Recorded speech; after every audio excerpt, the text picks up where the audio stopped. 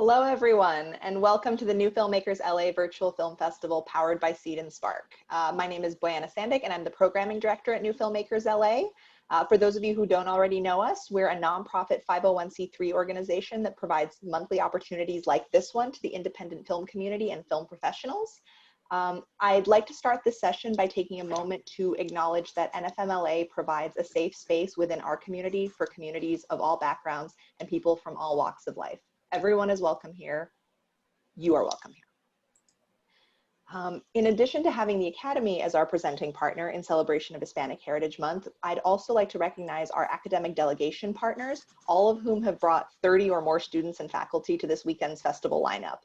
As we read your school's name, I'd encourage you to make your presence known by dropping your name and the school that you're representing in the chat so that we can all start getting to know each other a little bit better. So we've got Art Center College of Design, ASU Film Spark, CSU Dominguez Hills, CSU Fullerton, CSU Long Beach, CSU Los Angeles, CSU Northridge, Chapman University's Dodge College, Emerson College LA, Hussein College LA, LA City College, Mount San Antonio College,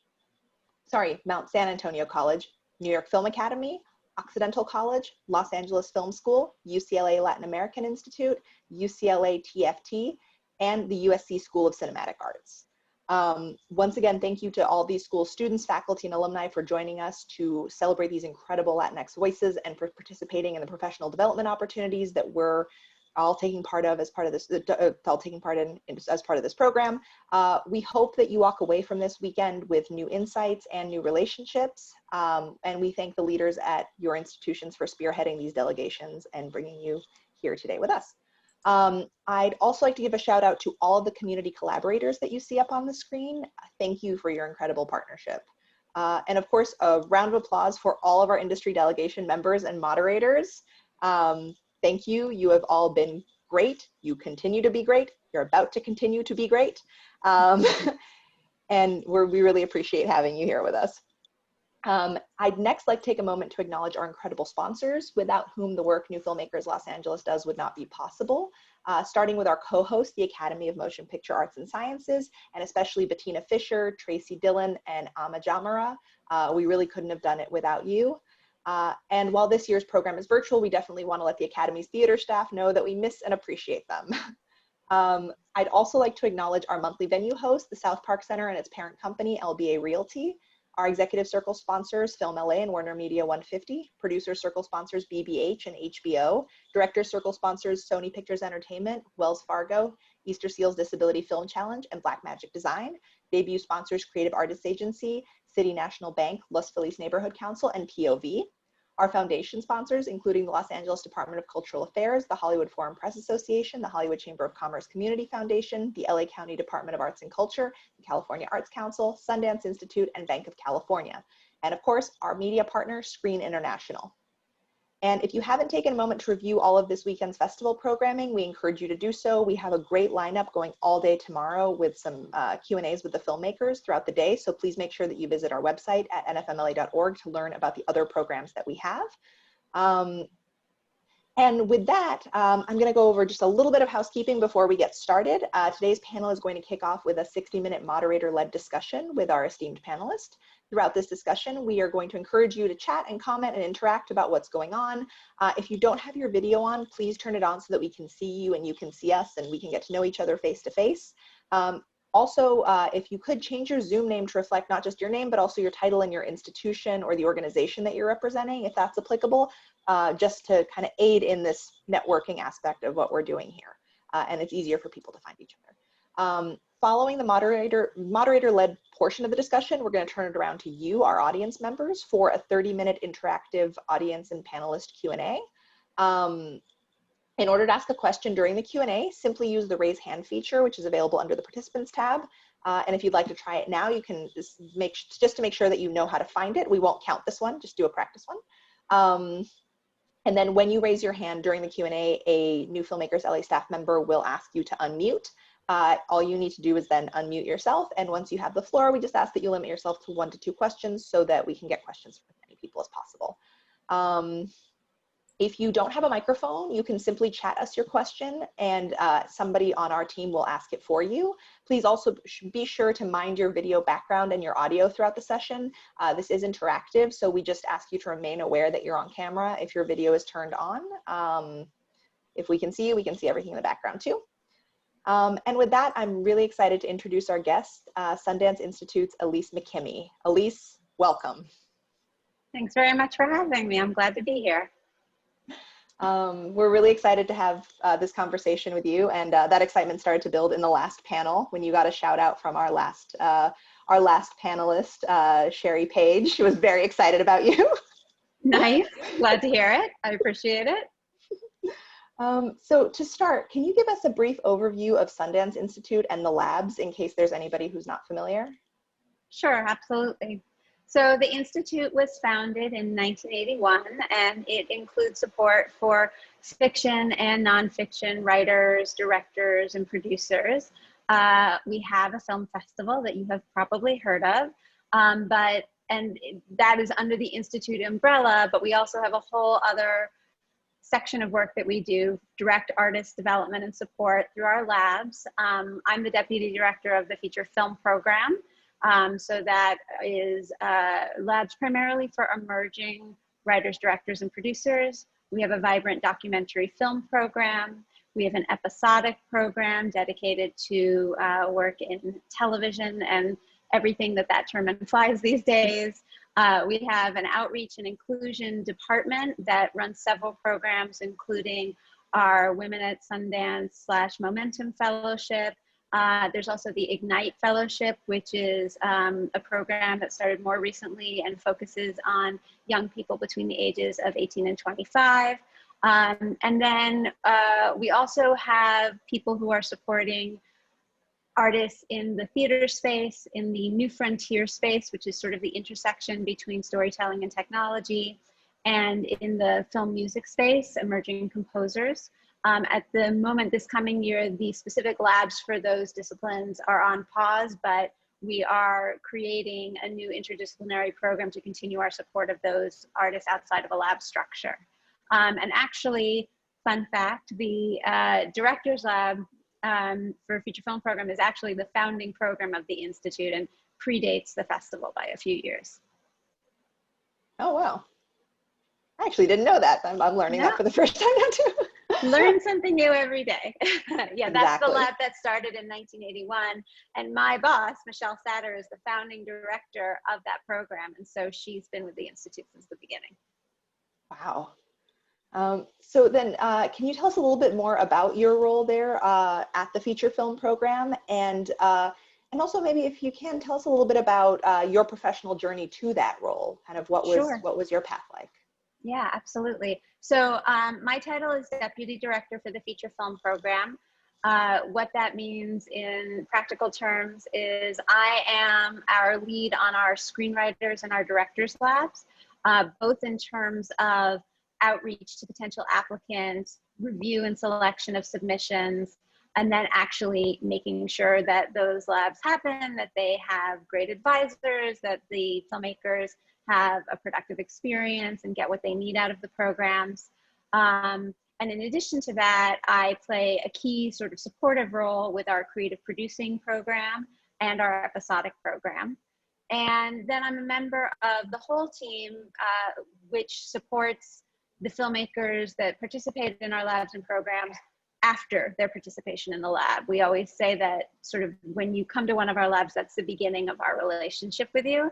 And I'll talk a bit more in detail about what that looks like, but essentially we are committed to remaining a creative and strategic advocate for you and your work, hopefully until it actually gets realized and gets made. And so that can take a lot of different forms, but when we're not actively in lab session, that's what we spend a lot of our time doing. In terms of how I came to Sundance, you know, I have always loved stories. You know, stories are how I make sense of the world and how I learn about the world. When I was in high school, I was a drama geek. I did all the plays and the musicals. And when I first went to college, I went to UCLA. I was a theater major. I thought I wanted to be an actor. Was very quickly disabused of that notion for many reasons. and realized that it would probably be difficult to make a decent living in Los Angeles in theater. And so I thought I would give film a try. So I first got a job as an agent's assistant at ICM. That was my first job out of college after I sort of stage managed a little bit in local theater. Worked for a wonderful agent who had both talent and literary clients, so sort of got to learn a lot about that. And then I went to the other side of the coin, worked for a production company that had a deal on the Sony lot, and saw sort of the flip side of what I had been doing on the agency side.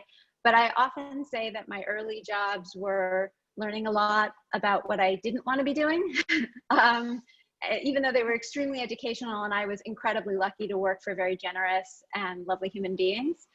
And then I heard about a job working directly for Michelle Satter, who I mentioned, as a coordinator for her and for this feature film program. And like a lot of people at the time, I had heard of the festival, but I wasn't really sure what the labs were. And when I heard what they were, I just thought it was such an amazing opportunity to sort of get in on the ground floor with emerging artists and really embrace their vision, and work in development, which is one of my passions, is sort of, you know, formulating story and getting to the heart of what filmmakers want to say. And that was over 20 years ago, and I just sort of haven't let them get rid of me. And as the program has grown and our staff has grown, I've been lucky enough to sort of move up and take on more responsibility and get to know more people and expand my own horizons.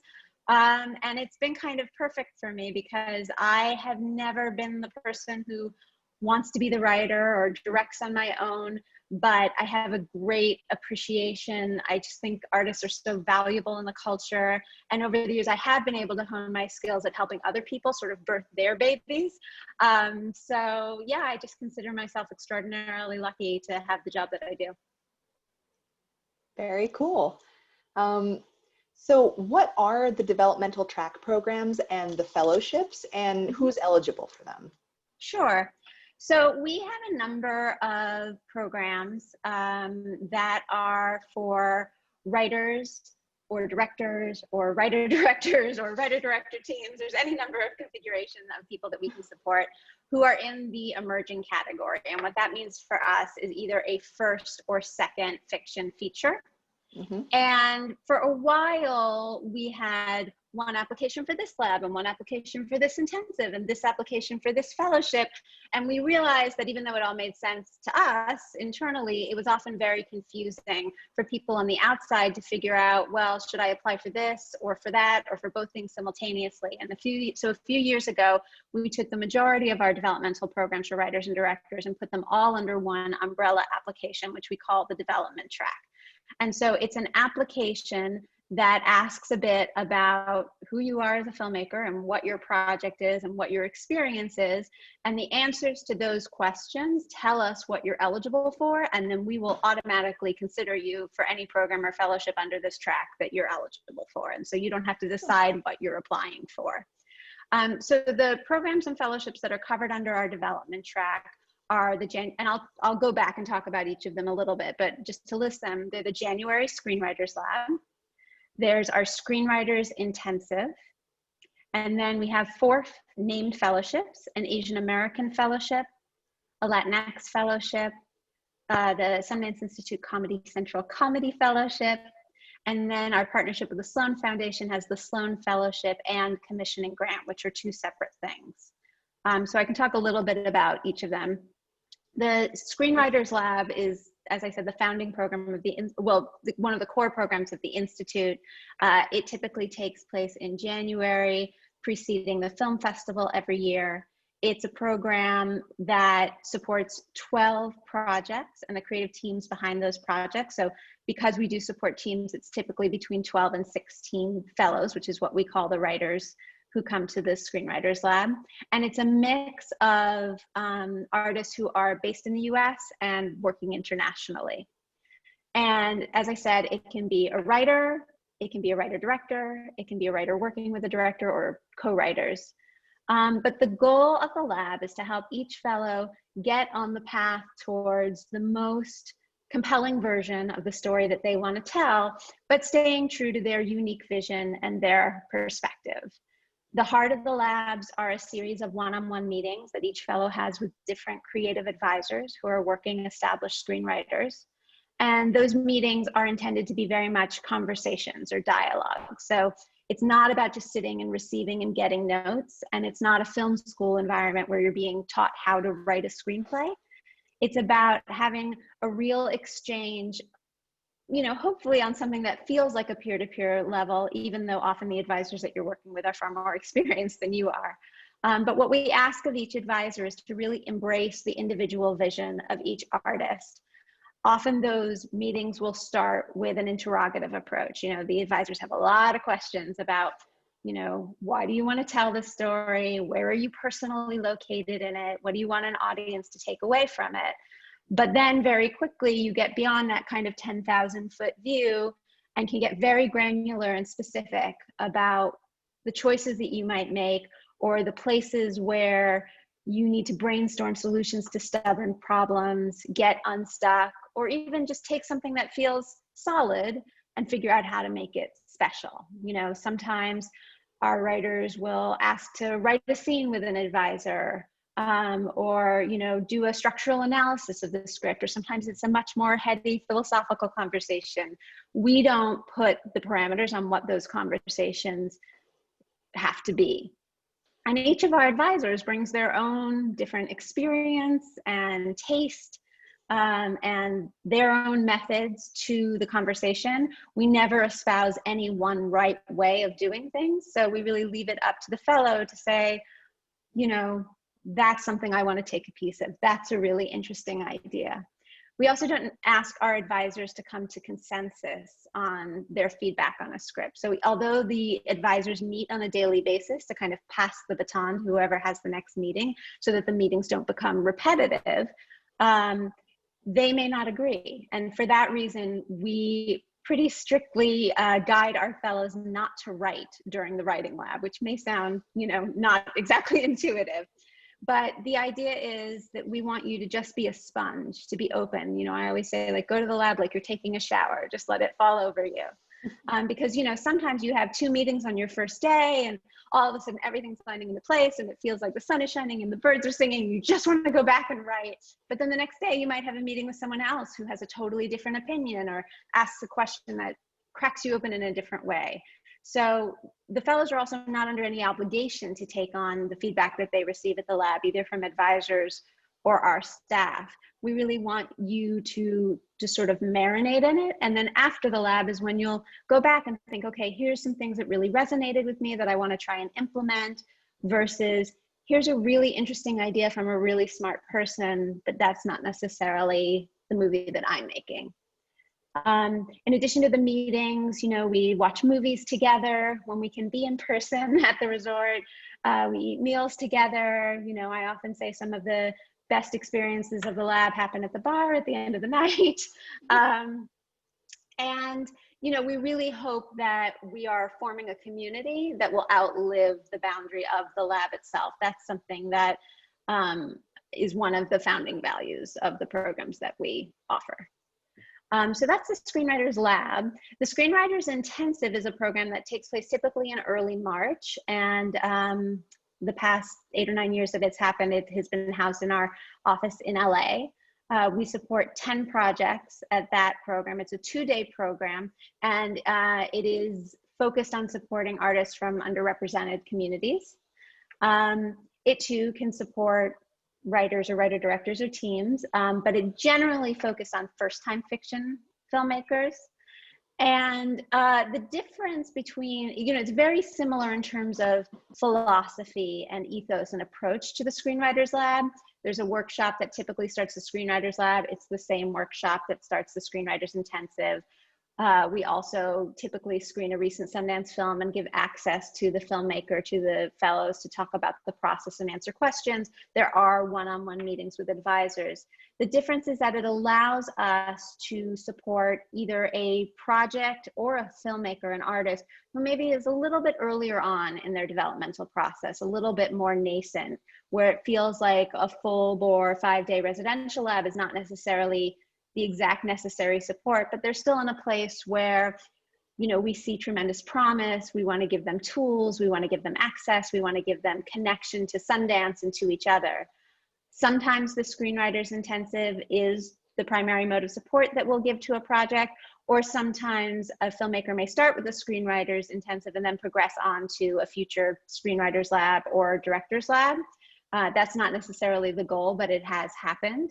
But it's a program that we started, I think 9 or 10 years ago, just because we realized how competitive the labs are, and we were really only supporting a very small number of projects every year, and we wanted to be able to sort of extend a little bit in terms of breadth instead of just depth in terms of what we were doing.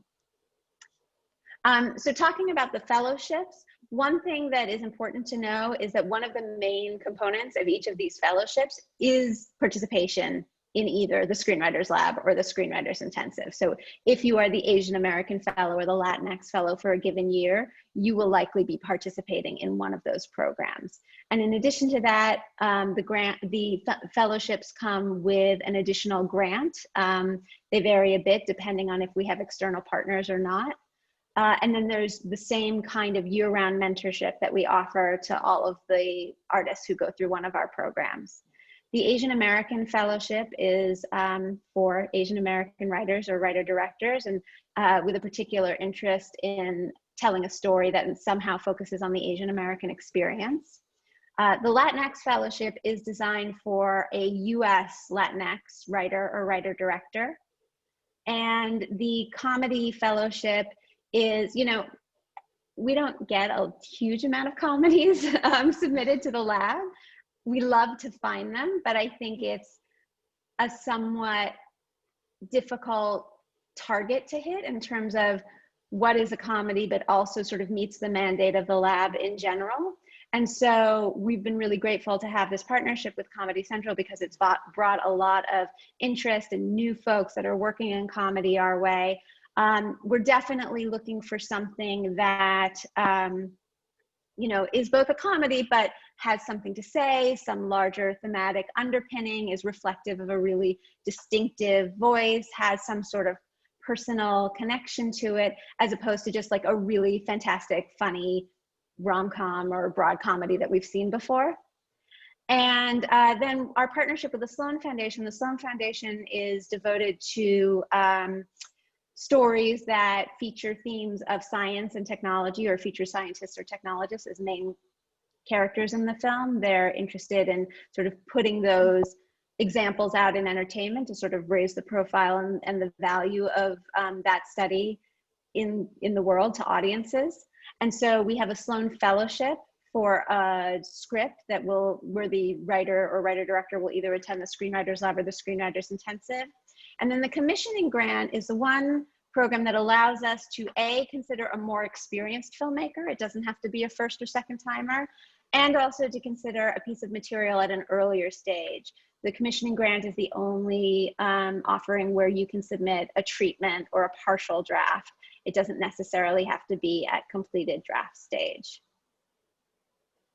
So that is, you know, and that's obviously a grant. It's a $25,000 grant, actually, that is designed to get you to either a full draft if you're not at that stage yet, or a more developed draft, and comes also with a dedicated mentor.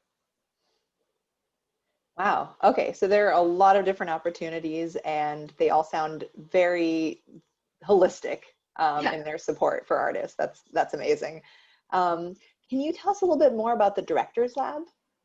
Oh, sure. Yeah. So we do a Directors Lab every summer, and that is for first-time fiction feature directors. That is a program for which there is not an open application. Typically, the Directors Lab slots are populated by people that we have supported in some way previously, most commonly through a Screenwriters Lab, but sometimes a Screenwriters Intensive, or sometimes if they've been through one of the international labs that we've consulted on or received a grant. It has happened, but it's extremely rare that a person's first lab is the Directors Lab. And that lab does not, though, have automatic entree for people who have been previously supported. They have to submit a new version of their draft to show the work that they've done since they went through their initial support or their lab. And that lab is really designed to allow first-time directors the opportunity to select a handful of scenes from their still work in progress screenplay and go through a process of rehearsing, shooting, and editing those scenes in a workshop environment where the focus is completely on process and not at all on result. So we are asking them to embrace risk-taking, embrace confusion at times. You know, we always say at that lab, you know, failure is just one step in the process, because we're really asking them to pick scenes that they're not sure about, that are keeping them up at night, that represent key creative issues that they're hoping to explore. And it's both about them expanding their toolbox in terms of their craft as directors, and also about making key discoveries about the material, their characters, the story that will hopefully be put back into the script as they continue to do revisions. We bring 8 directors to that program. This summer, sadly, it was online due to COVID, but when we are on the mountain together at the Sundance Resort, which is where many of our labs typically take place, they'll go through 4 rounds of production where they will rehearse, shoot, and edit scenes in sequence. So it's not like they shoot everything and then edit everything. You might rehearse a scene on Monday, shoot it on Tuesday, edit it on Wednesday, under the watchful eye of creative advisors who are directors, DPs, editors, and actors. And after each round, you screen a working version of the scene and get feedback on what worked, what didn't, what were your goals, what did you learn, and then you move on to your next scene. And in that way, hopefully, even if these scenes are from different parts of your script or deal with different characters, there's still a progression, and you're immediately being able to take the lessons learned and put them into practice. And that is typically also followed by another screenwriter's lab, which we call the healing time, when filmmakers get to say like, oh, I have all of this new information now. How am I going to put that into the script? And again, working with writer advisors. That's great. You mentioned a couple of times that you have an ongoing year-round relationship with the artists that pass through the labs. Can you speak a little bit more to that ongoing relationship that you have with artists once they've completed the lab process? Yeah, absolutely. So we do have this year-round continuum of support, but it takes different forms for different people because people come to us with different experience, their projects are at different stages. Not everyone needs or gets every offering or method of support that we have to offer, but some of the ways in which we continue to support artists are to continue to read scripts, whether it's our staff reading drafts and giving feedback, or helping them stay connected to advisors that they connected with at the lab, or sometimes getting them completely fresh eyes on a script, because, you know, fresh perspective is one of those things that's so valuable and so difficult to find. We will also, if a project comes to us, for example, and it's a writer-director, but they aren't working with a producer yet, once they move their script to a place where they feel like, okay, it's ready to go out and find that creative partner, we can make introductions and recommendations. None of this is automatic. We don't like match you up with someone and say, here, go make your movie. It's definitely, each filmmaker still has to be the primary engine for moving their project forward, but we know a lot of people who make movies, and we're always happy to make matches when we can. And then similarly, if you've got your producer and you're trying to find financing, we can help strategize about the best way to go about that and make specific introductions or give lists of ideas to pursue that. We can make recommendations to other support programs and markets, so that, you know, you're not solely reliant on Sundance for that kind of support.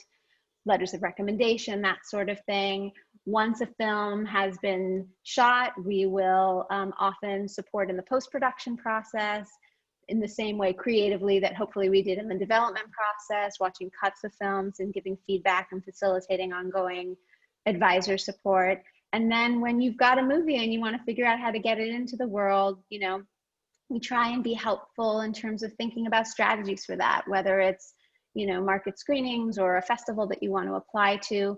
One thing that's important to note is that the relationship between the artist program staff and the festival programmers is a little bit like the separation of church and state. You know, we don't program the festival, and there's no automatic entree if you were supported at the lab to get into our festival.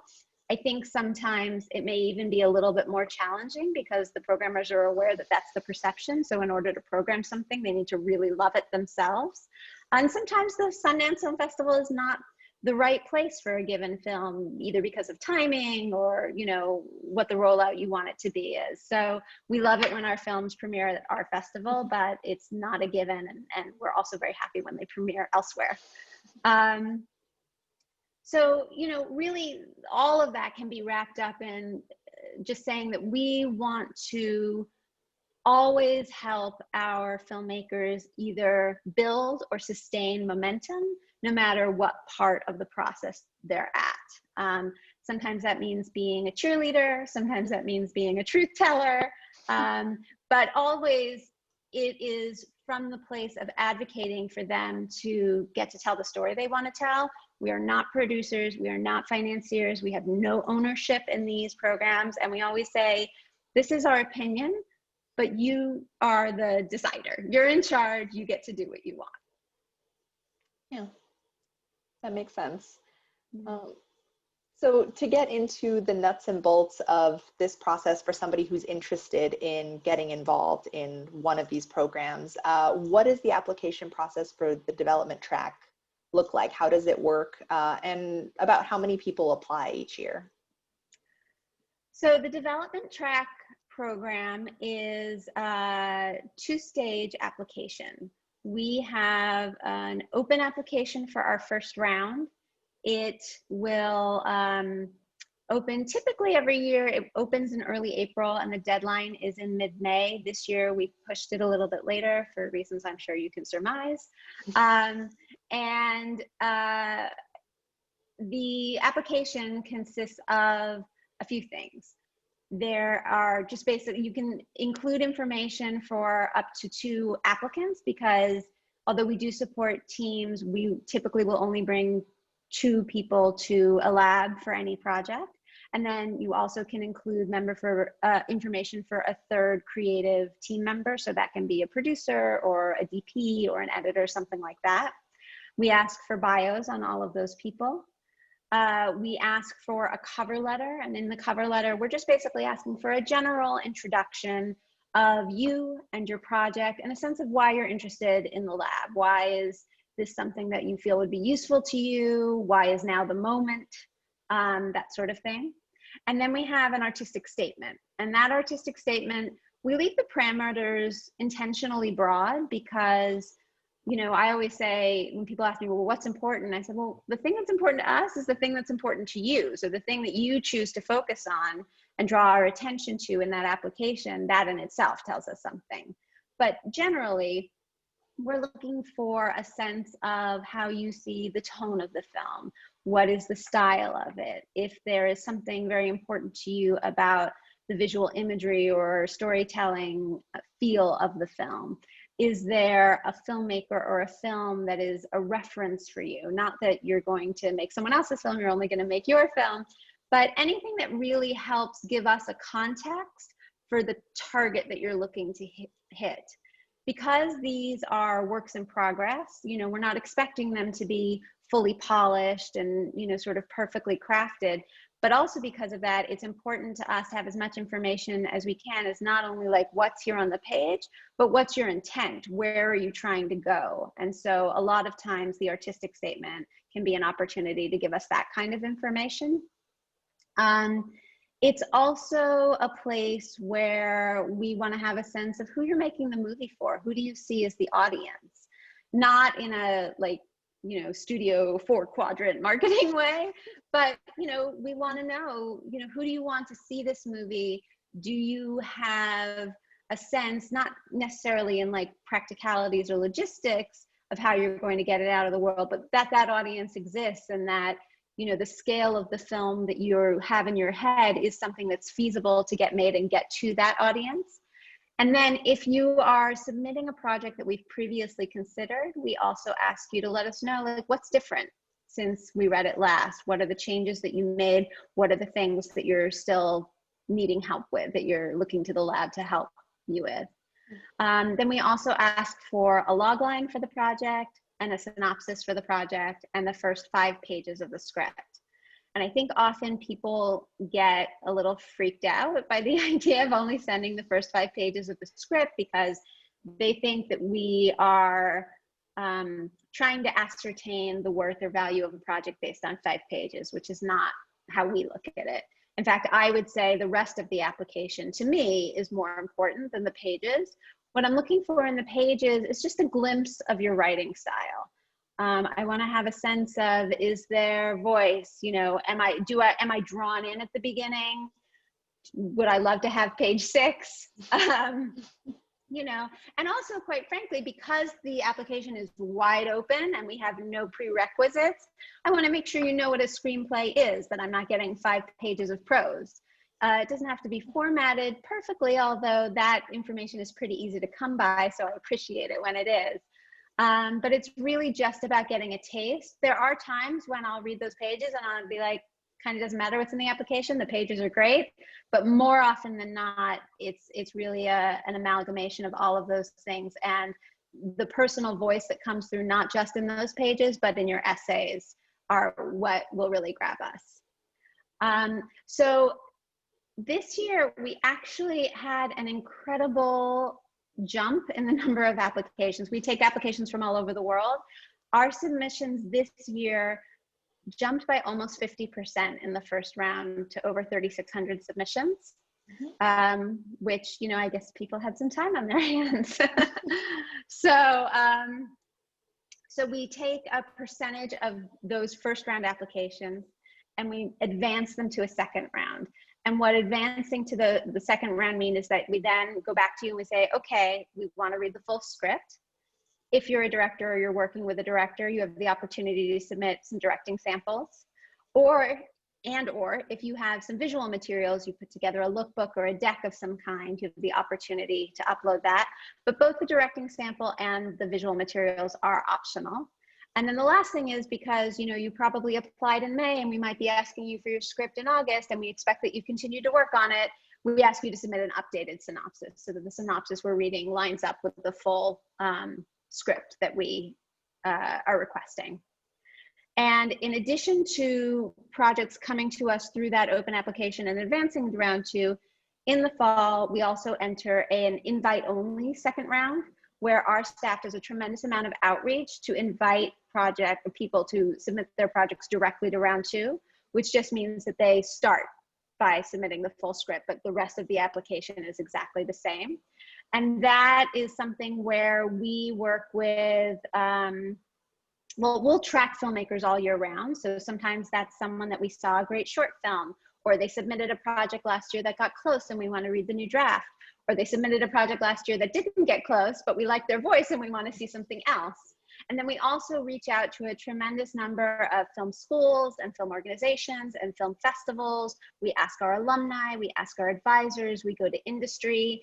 It's a real priority for us to be as accessible, to focus on inclusion, and to not only get in applications and material from people who know us or people who know us, but to also reach out to those people who don't know what we do or hear Sundance and assume like they're not interested in me. We really want to, and that's why we'll always maintain some version of an open application, because, you know, I'm aware there's a perception that you have to know somebody to get into the Sundance labs, and, you know, it couldn't be further from the truth. I mean, honestly, if I could populate a lab just out of open applications that I didn't have to do any work to find, I would be the happiest woman alive. But I really enjoy getting to find all of these new people every year. And, you know, sometimes it's timing, sometimes it's any number of reasons. But just, you know, I always want to assure people that we take the work incredibly seriously, and we really value people being willing to share their work with us. It's such an act of courage to put yourself out there and be vulnerable. And even though we can only support a small number of filmmakers every year, we're incredibly grateful to be able to sort of get all these windows into the stories that everyone's telling. You've talked about this a little bit, but as you're going through all of those pieces of the applications and looking through them, what are you looking for? What are Mhm. those things that really stand out to you? And at the same time, what are some common pitfalls that you see in applications? Right. Um, so in terms of what we're looking for, I mean, my starting point is always that we are supporting stories that are independent, both in terms of story and spirit and in terms of budget. We don't have a hard cap on, the budget that a film that we support has to have. But the vast majority of films that go through the lab that go on to get made do so for a budget of, I would say, around $2 million or less. There's certainly been a handful of ones that have been gotten made for bigger budgets, but that just gives you a sense of the world that we're operating in. That's the scale and scope of film that I think we can be most beneficial to, both creatively and strategically. Other than that, I mean, I always use the line, like, it's a little bit like the Supreme Court's definition of pornography. You know it when you see it. But it's really about, first of all, our mandate is discovery. So we are looking for distinctive voices, singular vision. We are always going to ask you what your personal connection to a piece of material is. It doesn't mean that it has to be your story, but you need to have skin in the game in a meaningful way. We want to make sure that the people telling these stories have that authentic connection, that both, they sort of have that in some way a right of authorship, which doesn't mean only telling a story that, of a community that they're a member of or a thing that they lived through, but that, that they have that deep connection. We're interested in people who are being bold, who are being innovative, stories that we feel like we haven't seen before, or if there is a story where if I were to pitch it to you in 2 or 3 sentences, it might sound familiar, but there's something so specific about the writing, about the choices, the sort of prism through which the artist chooses to enter the story or brings the world and the characters to life, that it still feels fresh, even if it doesn't sound original. Yeah. We're particularly interested in films that have an urgency associated with them. Something that we often ask as we're passing material around is sort of, why this, why now? Mm-hmm. That sometimes comes from subject matter, from content, but it also can be that here's a really exciting filmmaker who's just on the cusp of being able to realize their vision, and this story is the thing that they're super passionate about, so that adds urgency to it. I think that there's probably a relatively common public perception of what a lab film is, and it's probably small and sometimes maybe a little bleak, a drama. We do many of those, and I'm not knocking them at all. Those are actually films that I love, and God knows they need the support as well to get out and find their audience. Mm-hmm. But we're also open to many genres. As I said, we love to find comedies. We will support thrillers. We will support horror. We will support sci-fi. We really want to make sure that we're not only supporting a diverse group of filmmakers, but also a diverse group of stories. Mm-hmm. And, I would say when you're dealing with the films that might fit more comfortably under that genre banner, what we're looking for is someone who's trying to utilize that genre to tell a larger thematic story, or subvert expectations, or transcend the conventions or restrictions of a genre, rather than just like a really scary horror movie or, a thriller that we've seen, done well, but that we've seen before. So that's what we look for. I would say the other thing that we look for is someone who has a real appetite to enter into a creatively rigorous process with us. This also is probably a good segue into sort of the pitfalls. I think that there are not a lot, but some people every year who you can just tell they're applying because they're desperate for that Sundance stamp of approval. And they think, if I get in the lab, I'll get to make my movie, my problems will be solved. Mm-hmm. And, that's not what we're here for. These labs, the work that we do, the work that we ask you to do, it's a lot. It's a lot of excavation. It's many, many, many, many, many drafts. We're asking you to be vulnerable. We're asking you to try things that you're not comfortable with. So we want to know that you are up for that. And it's not just like, yeah, okay, I love feedback, but that you're actually at a point where you're ready to do that kind of work and you really feel you need it to advance your project. I'm sorry, I just lost my train of thought. The other thing that I was going to say is that I think that when people are trained to present their work to collaborators or people they're hopeful will support them, the instinct is to like sell, you know? And we do want to know that what you think is great about your project. We want to feel your passion for it and your belief for why it needs to be told and that there's an audience for it. But we also are a development program. And so we want you to be candid, to do an honest assessment of where are the challenges or the weaknesses or the things you don't know yet. Why do you need a lab and what are you going to use it for? So that's something that we also look for in the application. Mm-hmm. In terms of projects, you know, I mean, I would say maybe a somewhat common pitfall that we see, particularly with early drafts of scripts, we read a lot of projects that are very personal. Mm-hmm. To the filmmakers. Often they're a version of their own story, or there's a character in the script that is really a surrogate for the writer.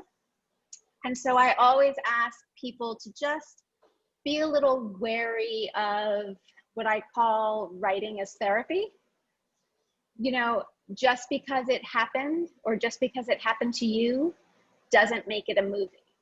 So take all that stuff, all the emotion and the fear and the, you know, bad stuff and the triumph, and make sure that you're placing it in a container that has a story engine, that has dramatic incident, that, you know, gives you something that has a beginning, middle, and an end, so that it's not only something you're deeply connected to and have intimate knowledge of, but also is accessible and on some level entertaining, and is an example of dramatic craft. And, you know, it doesn't have to be perfectly constructed. You know, we can teach structure, we can't teach voice. So that's always going to be number one. But, you know, that once you know what the story is that you're telling, that's sort of the next thing to think about, how to make it a movie. That makes sense. Okay, so now knowing all of that and how people can get involved, can you tell us a few examples of notable artists and projects that have gone through the Sundance Labs? Sure, absolutely. One of them that probably almost everyone knows is Ryan Coogler. Ryan is someone who, so it's funny, I had his short that he directed at USC. It was a short called Fig, recommended to me by, I think, a colleague. And I watched the short and I was interested. And so I reached out to him and I said, hey, you know, this person pointed me to your short and I saw it and I really liked it. And we're reading scripts for our screenwriters lab right now. And I wondered if you had something to submit. And he said, oh, I submitted a project in your first round and I got rejected because I had not checked on that, which I always do now. And I said, oh, and he said, but actually the project that I submitted is not my priority right now. I've got this other project that has really sort of taken over front burner for me, and I'd like to submit that instead. And that was Fruitvale Station.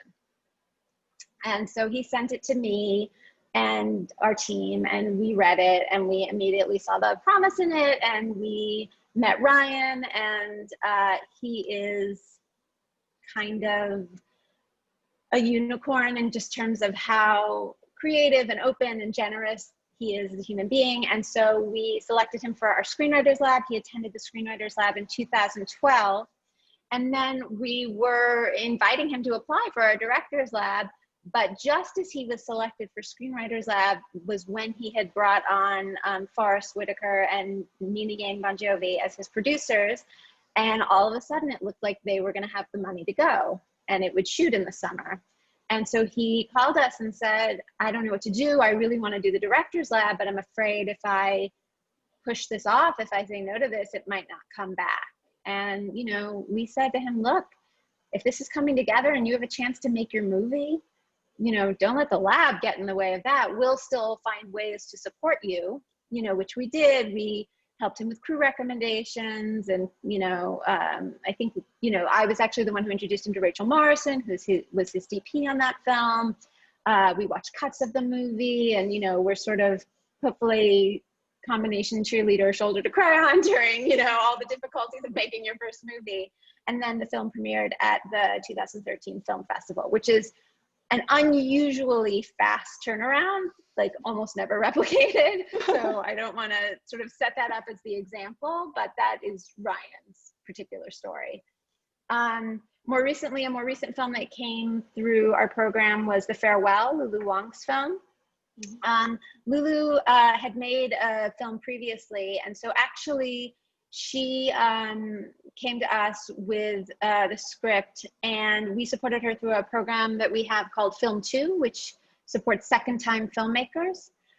So it was just a 2-day program, and it involved both creative support for the filmmakers where they were with their scripts at the moment, and also connections to industry and more sort of strategic thinking about, once you have that first film under your belt, how do you decide what's next? How do you, you know, make a sustainable living? You know, how do you make smart choices about your partners and the right step for you career-wise? And then, you know, help as she developed, that was in, I want to say 2017. And then as she found partners, we, you know, gave suggestions on potential financiers. We watched a cut of the movie a few times, and then she too premiered at the festival in 2019. So that was an example of like a lighter touch. You know, she didn't necessarily go to 17 labs and all of that, but we were still connected and were there for her when she had very specific asks of us. And then the flip side of that is someone like Tyresha Poe, whose film Sella and the Spades premiered at the festival also in 2019. Tyresha, I love the way that we found Tyresha. So we have a partnership with the Knight Foundation that allows us to do programs regionally in cities all across the country that are sort of designated as Knight's cities of focus. And one of those cities is Philadelphia. And when that partnership first began, our very first program under the partnership with Knight was a Screenwriters Intensive, a 1-day program that we did in Philadelphia. And Tyresha was one of the 10 filmmakers locally that we selected for that. And she didn't even have a draft of the script yet. We had read a few pages, and sort of like our first round application was basically the amount of information that we had. But it was the beginnings of, at the time, it was just called Sella.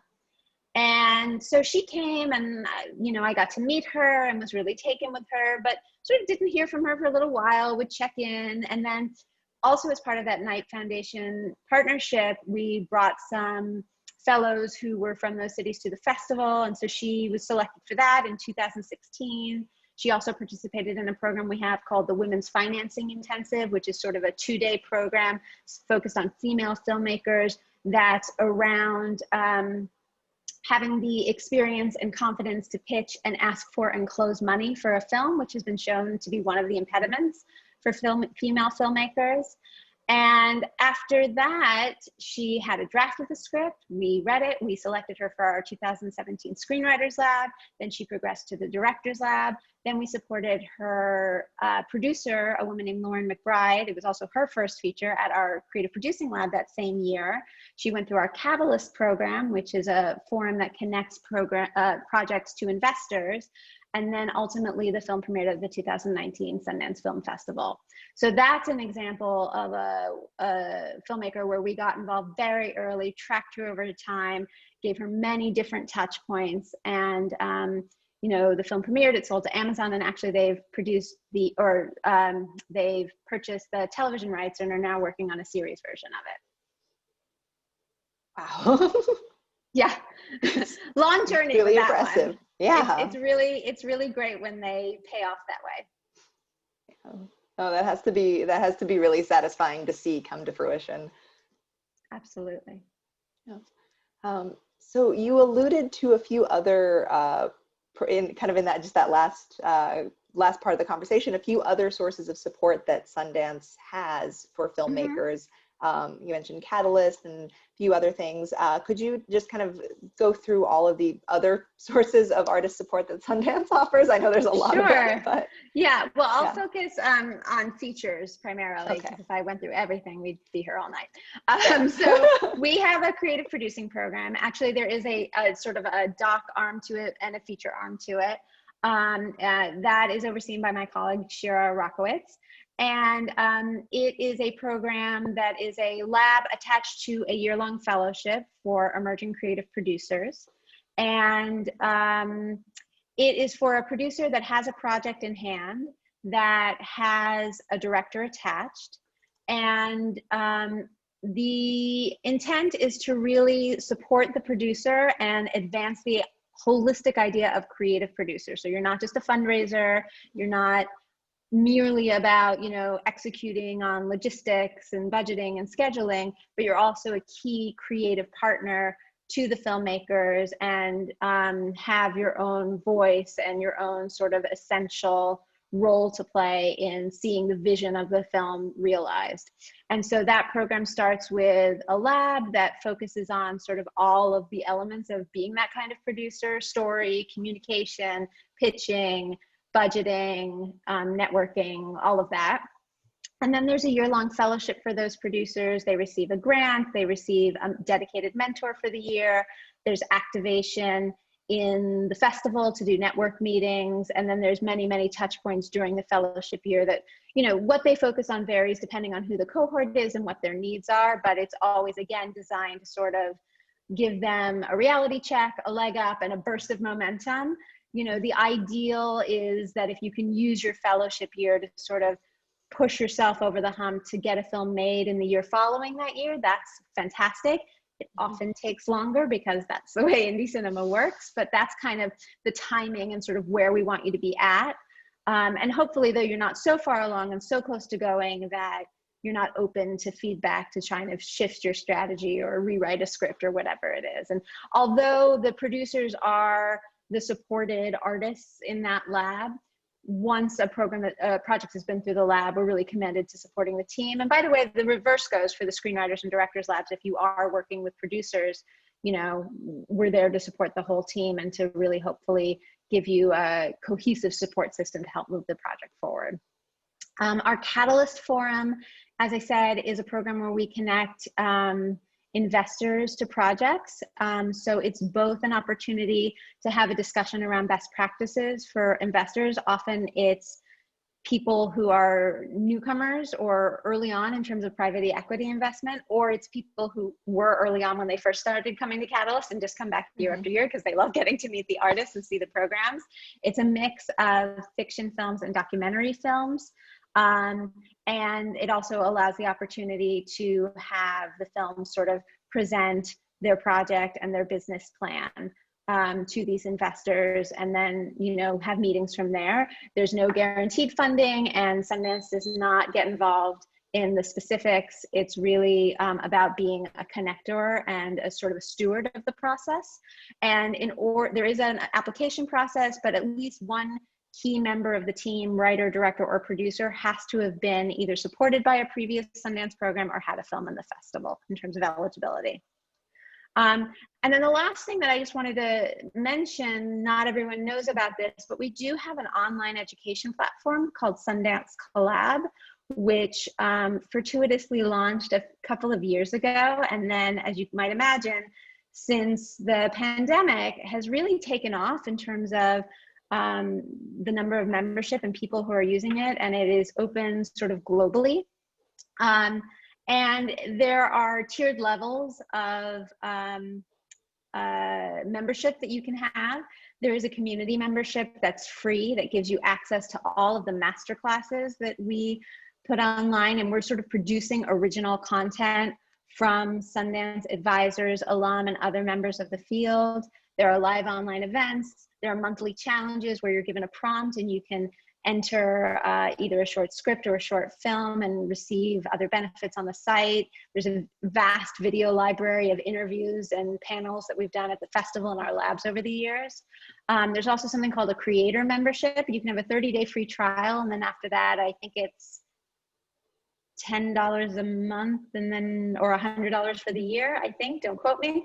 But that gives you access to member-only like advisor Q&A and live webinars. You can post your work and get feedback. There's peer-led writing groups and office hours with advisors. And then we also offer individual courses in everything from screenwriting to directing actors to producers to documentary, you know, pitching, creating a deck. And there's also a course pass membership, which is about $800, I want to say, and it gives you everything the other memberships get you. Plus you get a free live online course and 50% off subsequent courses. We also just started doing something called self-paced online courses, where you don't necessarily have to show up for the live session at the time, but you're still on a weekly track. And it also gives you a year free license to Final Draft. And the great thing about Collab is that, you know, the labs are selective and we can only support so many people in a year. And this is, you know, complete equitable access. We also offer scholarships for people who don't have the money to apply, and you can learn more about that on the site.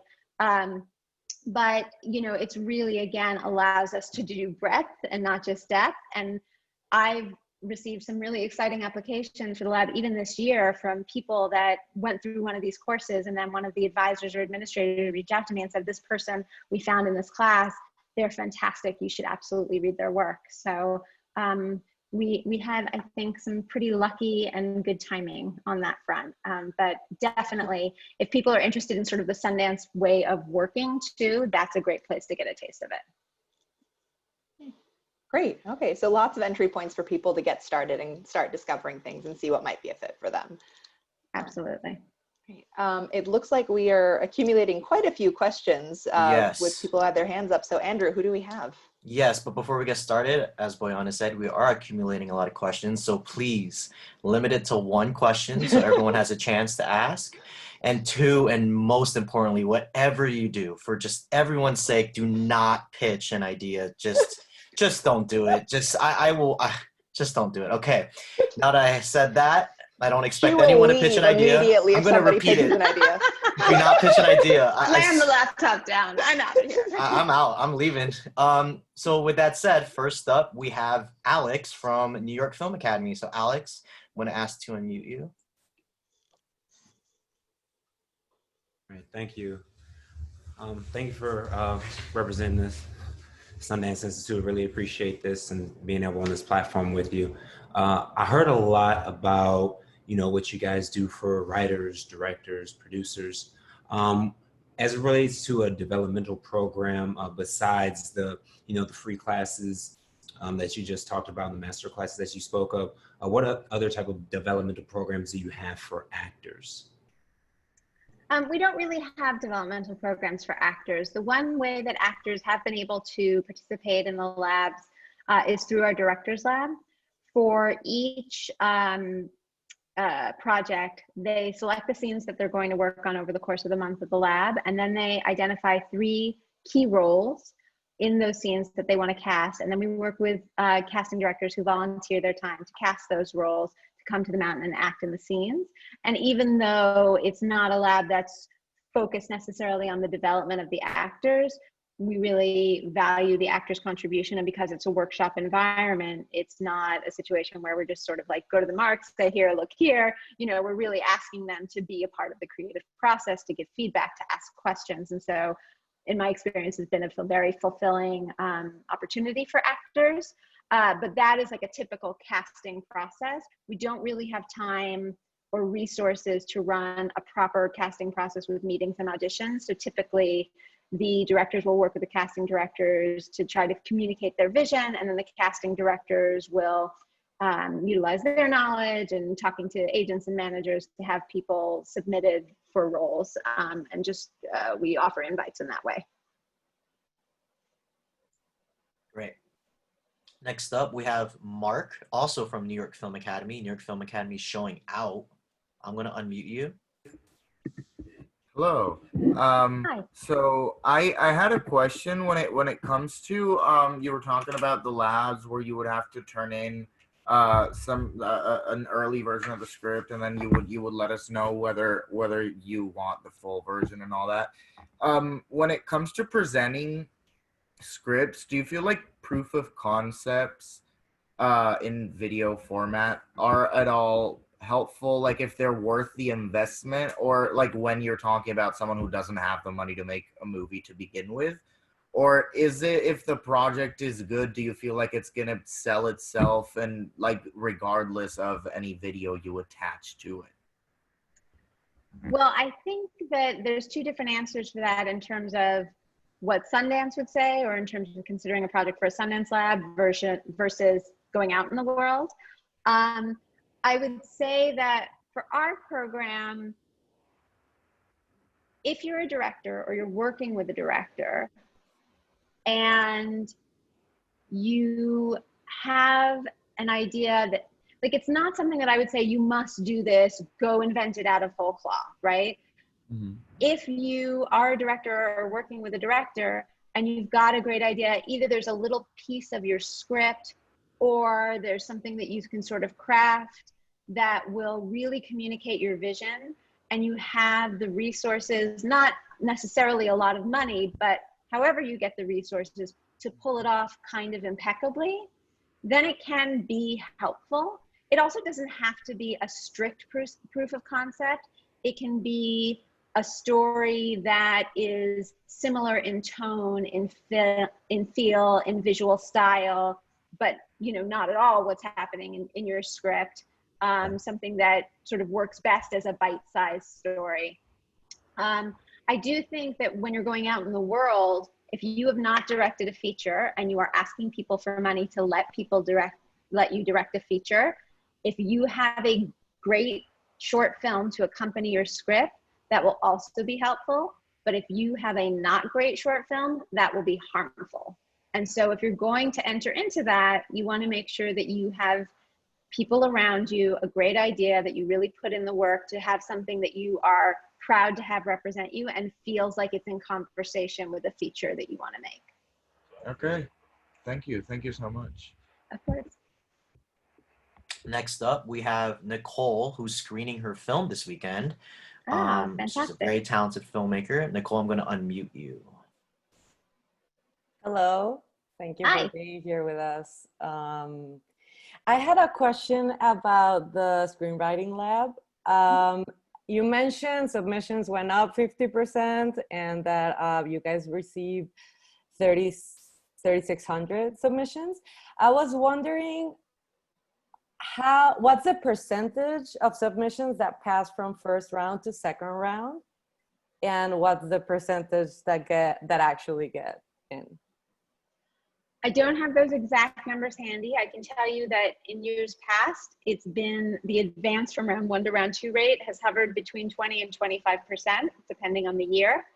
And typically, I would say the majority of projects that get selected for the Screenwriters Lab are projects that do not come to us through that open application. Although sometimes they're often filmmakers who we initially found through an open application, and they didn't necessarily get in the year that they first submitted, but we tracked them over time, either gave them feedback, or they submitted a rewrite, or they submitted a new project, and then eventually ended up in a lab. Oh, okay, thank you. So then, okay, like 25% pass, and then if you keep submitting, you're probably in the radar, and you'll eventually get some, okay. You can be, yeah. I mean, Thanks. look, I'm going to be totally honest. The odds are terrible. Like, it's just, there's too many scripts, there's too few spaces, but it's, it would not be honest to say like, oh, you're never going to get in from open application, because we're really, as I said, looking at everything. And if we can make a discovery of someone that no one else knows about, that no one's told us about, that's incredibly gratifying and really in line with our mission. Thank you. Awesome. Next up, looks like we have 3 questions in a row from Cal State Long Beach students. Wow, incredible, Cal State Long Beach. So first up is Juliana. Juliana, I'm going to ask to unmute you.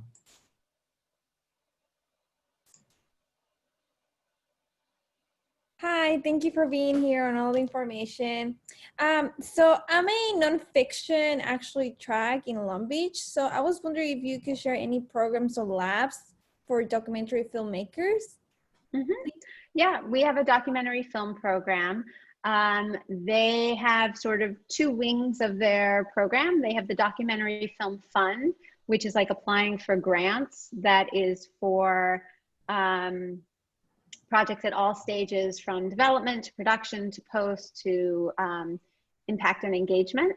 And then they also have labs, primarily the Documentary Edit and Story Lab, which supports documentaries that are already in process and in some way in the editing stage. Sometimes it's early, sometimes it's a little bit later on. And they bring, unlike the directing lab on the fiction side, where you're creating sort of exercise scenes and that's the material that you're shooting and editing, on the documentary side, you're actually working with the footage of your actual film, and both the director and the editor attend the lab. And then much of the lab is dedicated to active working sessions in the edit room with advisors to advance work on the cut. And if you go to Sundance.org, the website, and just go to the documentary film program, you'll see that they also have a number of opportunities to engage filmmakers in small ways, not standalone labs, but panels and conversations throughout the year. They also have a program for emerging documentary editors that perform like the associate editor function at the lab, and also have year-round programming for them. All right, thank you so much. I will be looking into them. Thank you. Great, fantastic. Awesome. Second Cal State Long Beach student is Brianna. Brianna, I'm going to ask to unmute you. Hi, thank you for speaking with us. I know you mentioned there were like writer and directing programs where the writers can like direct their film or direct the script they made. I was wondering if there was ones where for like cinematographers where they could like work with the filming of it. Since I'm like interested in directing and cinematography, I was wondering if there's any programs for cinematographers.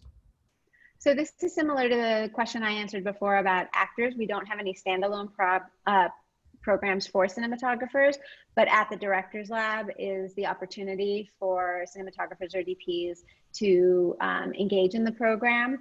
We have 8 directors that are selected for the Directors Lab every year, and then we bring up 4 crews, and each crew is paired with 2 different directors. Those directors are put on a staggered production schedule, so they're never shooting or editing on the same day. And so part of the crew obviously is a DP who ends up working with 2 of the filmmakers. We do require that you do have a recent indie feature film to your credit as a DP before you come to the lab. But, it is, like all of the roles at the lab, an opportunity to really deeply engage in the creative conversation and experiment and really be a part of that community. Thank you. Mm-hmm. Next up, we have Zamir. Zamir, I'm going to ask to unmute you. Hello, thanks for taking the time to speak with us today.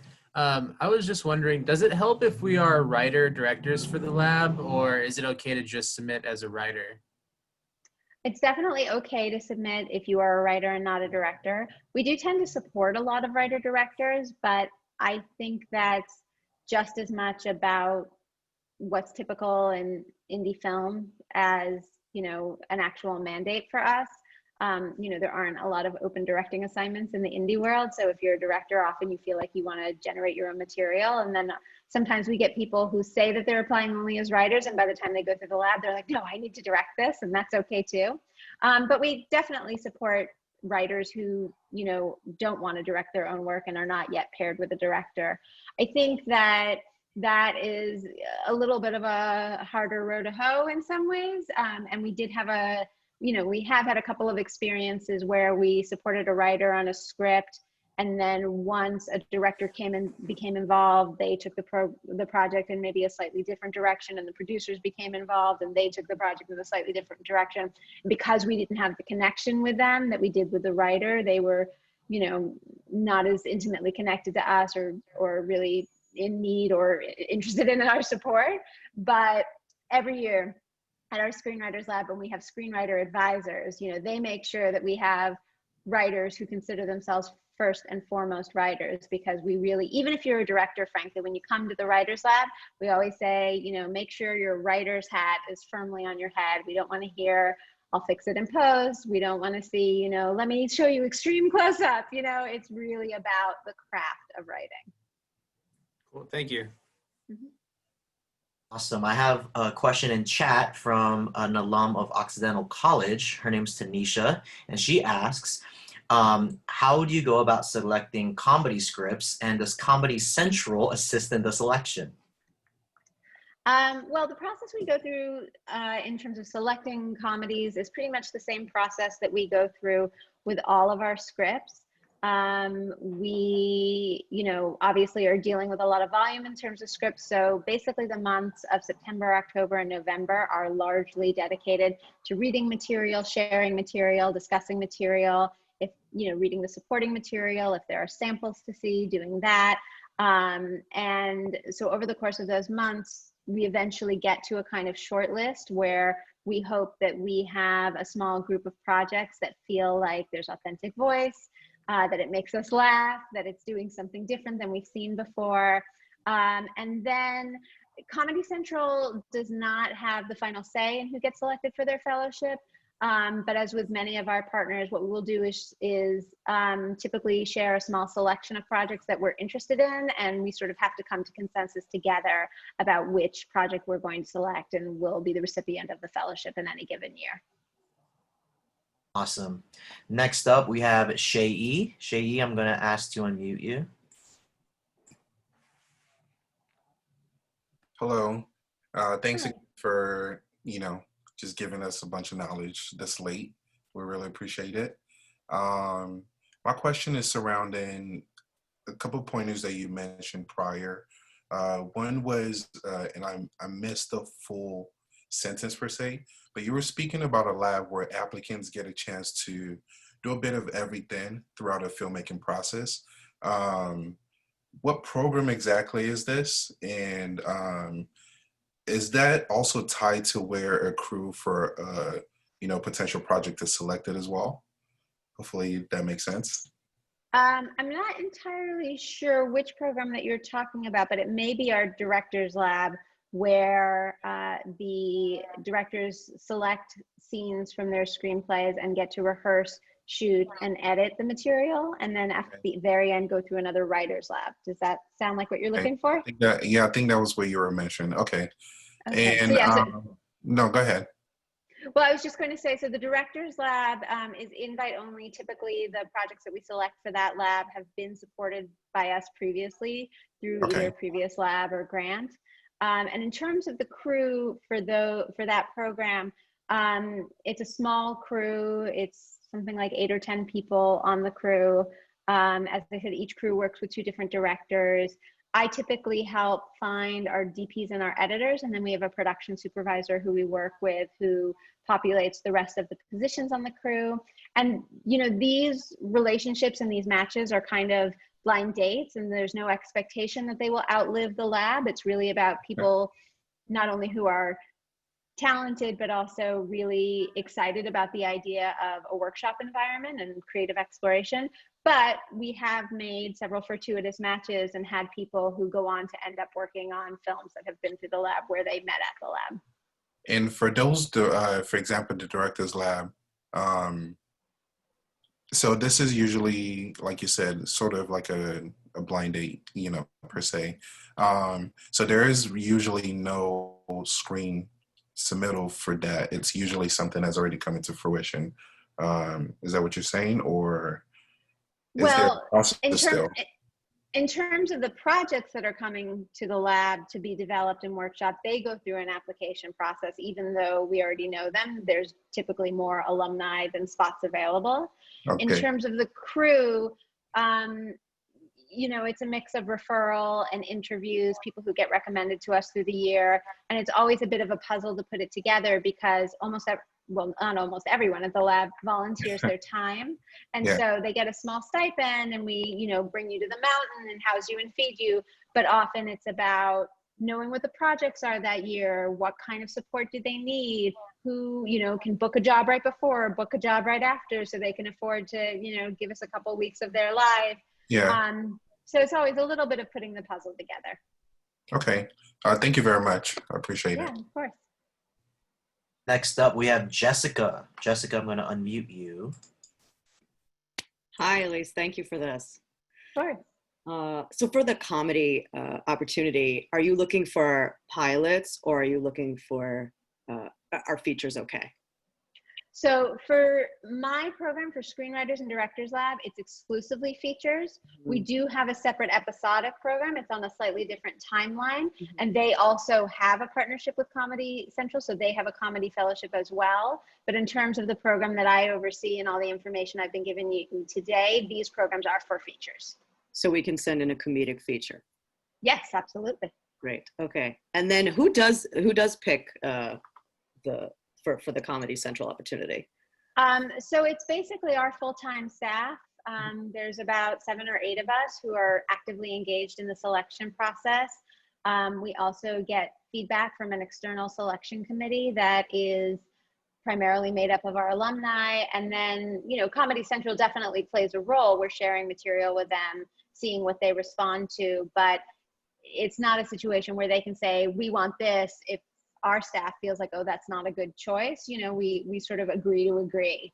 And then the actual selection process is just, you know, if you get to sort of the end of the process, we will almost always interview you, and that plays into the process. And then it's about evaluating things like, you know, is this a voice we feel really passionate about supporting? Is this a project we feel, you know, really needs to be told now? Is the filmmaker at the right stage where they're open to our support and really need our support and can't really advance the project on their own anymore?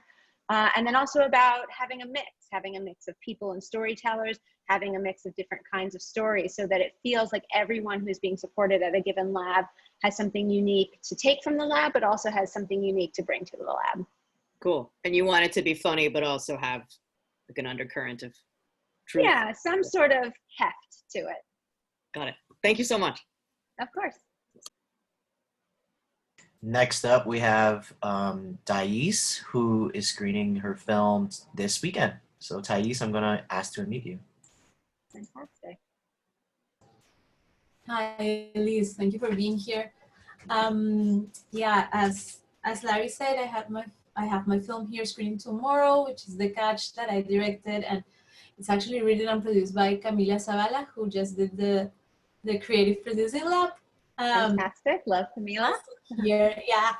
And my question is a little bit about the director's lab. I know that you explained that in the screenwriter's lab is mainly a one-on-one sessions, and I was wondering if in the directing lab, I know you said you shoot and then you show it.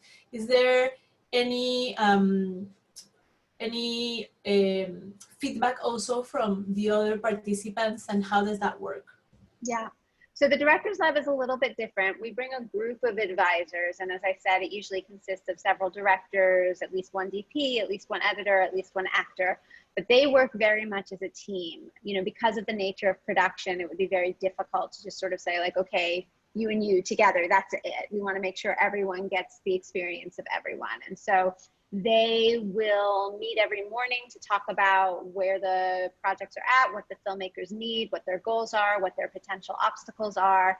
On any given day, 4 filmmakers are either rehearse shooting or editing, and the other 4 are doing something else. And so, you know, the morning meeting is kind of like assignment desk, you know, okay, you know, this one is shooting this scene and she's really having trouble with her actor. You know, why don't you go there and observe and make sure that, you know, they're not getting into trouble? And okay, this one's in the edit room, check in around noon to see what their first cut is, make sure they're on the right track. And so, and then during the day, we'll meet on the path as we go from set to set or edit room to edit room and say like, oh, I was there, they're going fine, they're really cooking, let's leave them alone for a minute. But, you know, so-and-so is rehearsing and, you know, they've totally lost the plot. They have no idea how to approach it. Let's head over there. You know, the advisors, it's not a teaching environment. So they're never going to come in and say, put the camera here or make this cut there. That's what I would do. It's really often about just observing, you know, and really being watchful, being available if a filmmaker gets in the weeds, but also being there in the sort of most gentle way possible to push, to provoke, to suggest not what your first instinct is or even your second instinct, but to say, have you thought about X? And also, let's remember what this scene is about. Let's remember what your goals were going into this. How can you push yourself and try something that you might be too scared to do when you're actually making the movie? And let's see where that discovery takes you. And then after each round of production, when they've gone through the full rehearsal, shoot, and editing process, then that fellow, just the fellow, meets with all of the advisors who've been there that week, and they screen the scene and then have a group conversation after that to talk about, okay, like, what was successful? What was a disaster? What did you learn? What might you have done differently? And then again, with the goal of sort of building them up so that they can immediately take those lessons learned and try to apply them in the next scene that they're doing. All right, thank you. Yeah, of course. Next up is Marina, who's also representing New York Film Academy. Incredible. Marina, I'm gonna unmute you right now. Thanks. Hi guys, and thank you so much, New Filmmakers LA and Elise, for this whole thing. It was amazing. And my question is about the casting process for the screenwriters lab, for the directors lab, because that collaboration sounds absolutely delicious. And it's just, oh my God, like amazing. I mean, the whole thing you said, loved it. And I want to know if like that information about the casting directors, is that like available? Can we find them? Can we self-submit? How can we get in there? Because that sounds amazing. Well, so it's always a very compressed process because we typically select our directors lab fellows in early April, and then the lab typically starts in early June. And first they have to go through the process of deciding the scenes they want to shoot. Then they have to go through the process of deciding the roles that they want to cast. But you know, the casting directors are not guaranteed to be the same year after year, but the past several years, it's been the same. We've worked with Edie Velasco, Richard Hicks, and Mary Beth Fox and Jody Engstrike, who are out of Laura Rosenthal's office in New York. They volunteer their time. And as I said, because it's such a compressed process, we don't do auditions, and we don't typically do even meetings necessarily. It depends on what the role is. But they will generally work with the directors to sort of try and get a handle on what's the absolute essence of the character. Because of the nature of what the lab is, we're not casting movie stars, and they're not casting their movie. They want to cast a great actor who has enough experience and, again, the essential qualities of the characters to come and play and to really be up for a workshop process. And then, you know, the casting directors do the work the casting directors do. They put together lists of actors they know or actors they've seen. Occasionally, if it's a very specific kind of role, a child actor, a specific, you know, language or ethnicity is required, they will put out a breakdown, but they don't do that for every character. And then encourage the filmmaker to look at work, because that's really the only way that they have the opportunity to evaluate them. So if there's, you know, something on Netflix, a TV show they were in, if it's not an actor that they're familiar with, we ask the director to educate themselves. Then we check availability, which often cuts the list at least in half. And then, you know, it's just about sort of going with their gut about what the right fit is and starting to make invitations. So at the time when casting begins, typically the casting directors are in touch with agencies, with managers. Also, occasionally there are roles that require breakdowns to go out over the services where people might submit themselves on self-tape, and then they put it in front of the directors, and it's up to the directors from there. All right, thank you so much. Yeah. Awesome. Next up, we have Gianfranco. Gianfranco, I'm going to ask to unmute you. Okay. Thank you so much, Elise. Can you guys hear me? Yeah. Okay, great. Just want to make sure. Okay, awesome. I feel so lucky to chat with you for a second. Okay, I wanted to ask, so let's say you make it to that second step in the process when you're like getting your screenplay and all that stuff checked out, and you guys go, hey, we want to read your entire screenplay. I get so nervous. But what is it exactly that you guys are like looking for in that second draft, or I guess like in reading that first full draft for the first time in the screenplay? Like, does it got to be perfect? You know, all the acts got to be the right way? Absolutely not expecting perfect, because we are a development program. So, you know, if you think it's perfect or it is perfect, then you don't need us. You know, we're really looking for kind of all the things that I talked about when I was talking earlier about, you know, discovery and authenticity. You know, something that's memorable, quite frankly, because we're reading a lot of scripts over a short amount of time. So, you know, it's always a good sign if 3 days after I've read it, I can pitch it back to my colleagues to tell them why they need to read it.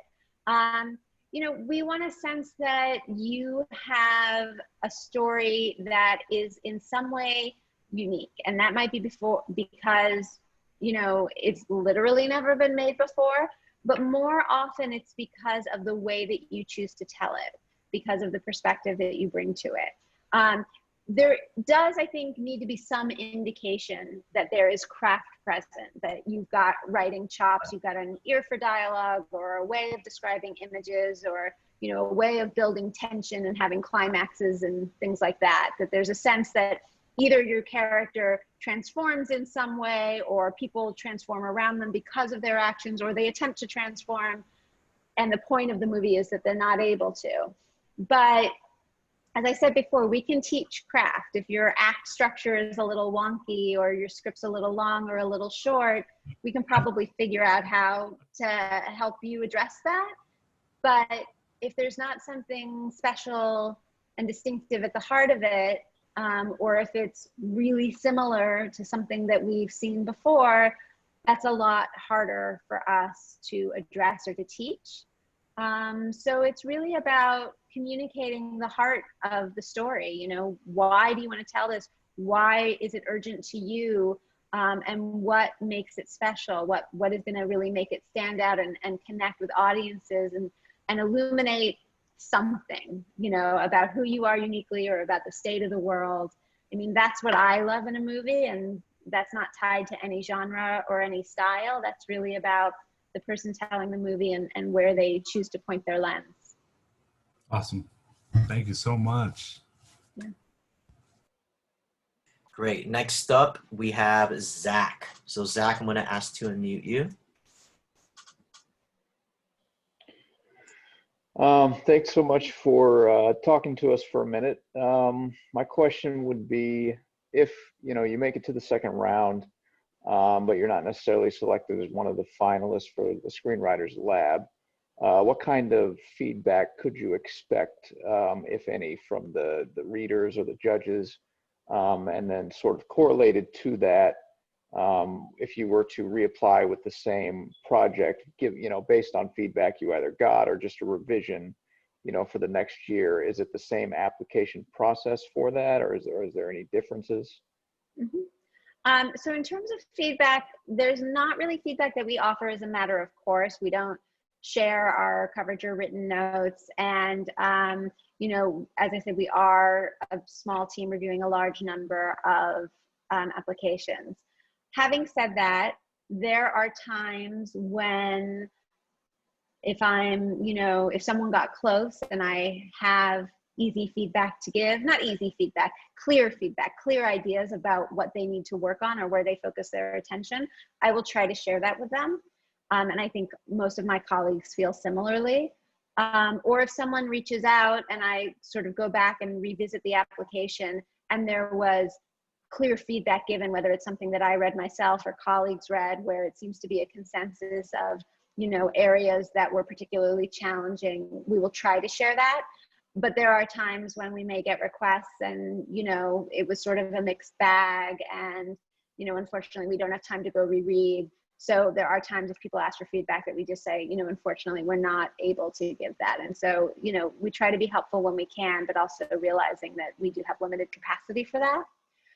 In terms of resubmissions, the application is the same. You'll note that in the artistic statement instructions, it says if it is a resubmission, we'll ask you to talk about what's different since we last read it. I typically advise people when they ask about resubmitting that it only makes sense when you've made changes that you feel have significantly altered or improved the material. And I don't necessarily mean plot, because your story is your story, but we want you to feel like you have made key discoveries or cracked something open in a way that, if you're honest with yourself, makes the material feel somehow new to you. Because if it doesn't feel new to you, it's probably not going to feel new to us. And then also, if someone's on their third or fourth submission of a project and they ask, which they don't always do, I may, advise against resubmitting something we've looked at many times, just because, when you read something over and over again, as I'm sure all of you know, it's really hard to maintain distance and perspective. And then sometimes even subtle good work, it's difficult to recognize that you kind of hit that tipping point where the law of diminishing returns kicks in. So because I realize we're a little bit over time and we want to be respectful of Elise's time, we're only going to do one more question. I'm so sorry, everyone. I know there are a lot of hands, but we're going to do one more. So that last question is going to Martin. So Martin, let's make it good. I'm going to unmute you right now.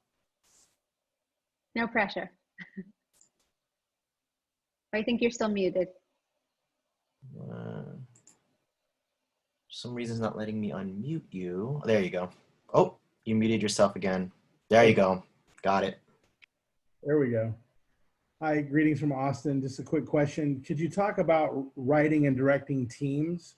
So if you start as a team, how does that process work? So if you're a writer who's working with a director, assuming the director is actively involved in the ongoing creative development of the project, we will bring a writer and a director to the Screenwriters Lab, even if the director is not a credited co-writer on the script. When it comes to the Directors Lab, we only bring the director, but because the Directors Lab is followed by another Screenwriters Lab, we would bring the writer to the Screenwriters Lab portion of the summer lab, so that the director and writer could again take meetings together with the screenwriter advisors about sort of how to take all the information that you learn from putting the work up on its feet and channel that into ongoing revisions of the script. Great, thank you. Thank you. All right, and thank you everyone for being here and for your great questions. And thank you, Elise, for coming and sharing so much amazing, useful knowledge with us here tonight. Thank you. Thanks for having me. Such a pleasure. It's a pleasure to have you. And for everyone here, we invite you to join us again tomorrow for our lineup. We have 3 amazing programs with Q&As with filmmakers. We hope to see you out there again, or out here in this space again tomorrow. So come check it out and have a good night. And really quick, I wanted to say one thing for tomorrow for the Q&As. I know I put it in the chat, but it's an incredible networking opportunity. We've been hearing all day how important it is to connect with people. So tomorrow's the best opportunity at this festival to do so, because we're doing these breakout rooms. You'll be put into 2 to 3 breakout rooms with a lot of people, with like 4 to 5 people. It's gonna be a lot of fun. So I hope you can take advantage, because tomorrow is gonna be a lot of fun. That's all I gotta say. Yeah, you heard it here from the invisible, disembodied voice of New Filmmakers. It's going to be great. Real. It's going to be useful. Real. He's not real. Yeah. All right. That's it. Thank you, everyone. All right. Thanks, Have a good everyone. night, everyone. Good night.